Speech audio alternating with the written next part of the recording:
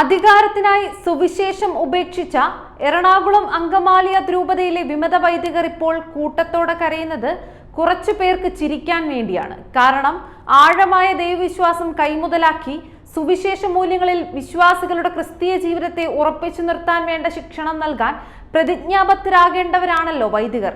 എന്നാൽ അവരുടെ പ്രാഥമികമായ ആ ധർമ്മത്തിൽ നിന്ന് വ്യതിചലിച്ച് സുവിശേഷവൽക്കരണ ശുശ്രൂഷയെ വെറും തൊഴിലായി തരം താഴ്ത്തിയും അതിന്റെ സംഘടിത സ്വഭാവത്തിൽ അഹങ്കരിച്ചും അധികാരവൽക്കരണത്തിനുള്ള ഉപാധിയായി കണ്ട് ആവേശം കൊള്ളുമ്പോൾ ആർക്കാണ് അതിൽ പരിഹാസം തോന്നാത്തത്? വേലി തന്നെ വിളവ് തിന്നുമ്പോൾ വിശ്വാസികൾക്കിടയിൽ ഉണ്ടാവുന്ന ശൈഥില്യത്തിന്റെ അപകട സാധ്യതകൾ ആരെയാണ് ആശങ്കാകുലരാക്കാത്തത്? എറണാകുളത്തെ വൈദികർ എന്താണ് ചെയ്തുകൊണ്ടിരിക്കുന്നതെന്ന് അറിയണ്ടേ? പ്രശസ്ത ബ്രിട്ടീഷ് പത്രപ്രവർത്തകനും നോവലിസ്റ്റും സാമൂഹ്യ നിരീക്ഷകനുമായ ജോർജ് ഓർവെൽ എഴുതിയ ആനിമൽ ഫാം എന്ന നോവലിലെ കഥാപാത്രങ്ങളായ മൃഗങ്ങൾ മനുഷ്യ മേധാവിത്വത്തിനെതിരെ വിപ്ലവം സംഘടിപ്പിച്ച് ആ മൃഗങ്ങൾക്ക് തന്നെ അവയുടെ മേലുള്ള മേധാവിത്വം ഏറ്റെടുക്കുന്നത് പോലെയാണ് എറണാകുളത്തെ വൈദികർ മാർപ്പാപ്പയ്ക്കും സീറോ മലബാർ സഭാ സിനഡിനും അവരുടെ മേലുള്ള അധികാരത്തെ വെല്ലുവിളിച്ചുകൊണ്ട് ഒരു സ്വതന്ത്ര മെത്രാപ്പോലിത്തൻ സഭയായി അവരെ അംഗീകരിക്കുകയോ അത് സ്വയം പ്രഖ്യാപിക്കാൻ ഒരുമ്പെടുക്കുകയോ ചെയ്യുന്ന അതിസാഹസികവും അതിവിപ്ലവകരവുമായ സമരപാതയിലൂടെ നീങ്ങിക്കൊണ്ടിരിക്കുന്നത്. അവരുടെ ലക്ഷ്യം അധികാരവൽക്കരണമാണ്, സുവിശേഷവൽക്കരണമല്ല. സീറോ മലബാർ സഭയിലെ 34 രൂപതകളിലും പുതിയ കുർബാനക്രമം നടപ്പിലാക്കിയ നന്മയിലൊന്നും അവർക്ക് താല്പര്യമില്ല.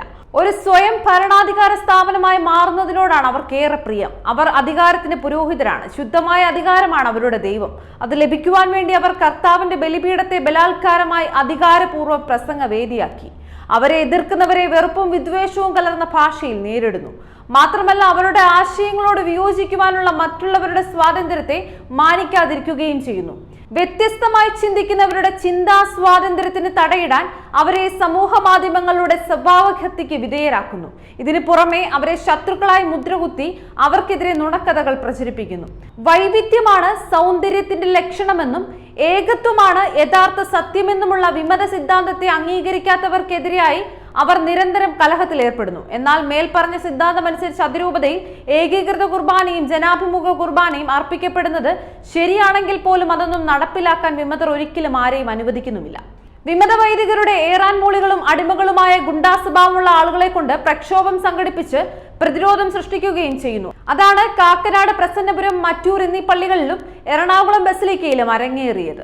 ഇടവക ജനങ്ങൾക്കിടയിൽ നിന്ന് വിഭാഗീയത വളർത്തി എതിരാളികൾക്കെതിരെ അധികാരത്തിന്റെ ആഗ്നേയാസ്ത്രം പ്രയോഗിച്ചുകൊണ്ട് അവരുടെ കൂതാശകൾ മുടക്കിയും ഇടവക കൂട്ടായ്മകളിൽ നിന്ന് അവരെ പുറന്തള്ളിയും ലിഖിതമായ ഔദ്യോഗിക നിയമങ്ങളെല്ലാം കാറ്റിൽ പറത്തിയും തങ്ങൾക്ക് ഇഷ്ടമുള്ളവരെ പാരിഷ് കൗൺസിൽ അംഗങ്ങളായും കൈക്കാരന്മാരായും വൈസ് ചെയർമാനായും ഒക്കെ തെരഞ്ഞെടുത്തുകൊണ്ടുമുള്ള അധികാര ധാർഷ്ട്യമാണ് പ്രായണ ഇടവകളിൽ കണ്ടുവരുന്നത്.